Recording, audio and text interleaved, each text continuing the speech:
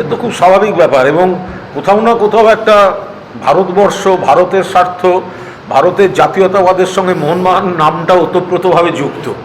তো ফলে 1911 যদি প্রতীক হয়ে থাকে, তাহলে পরের বার শিল্ড জেতা 1947, সে বছর হচ্ছে ভারতবর্ষের স্বাধীনতা। ফলে ইন্ডিয়া জেতে, মোহনবাগানও জেতে।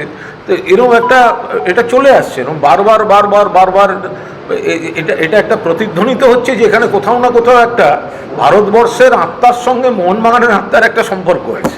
না না, আমরা সবসময় চাই, মোহনবাগানের গোটা পরিবার চায় যে ময়দানে একটা আমাদের আগে মানুষ দ্বারা যখন পুরো দমে খেলেছে সত্য দ্বারা, যে তিন প্রধান মোহনবাগান, ইস্টবেঙ্গল, মোহামেডান সবাই থাকুক, এটা সবাই চায়।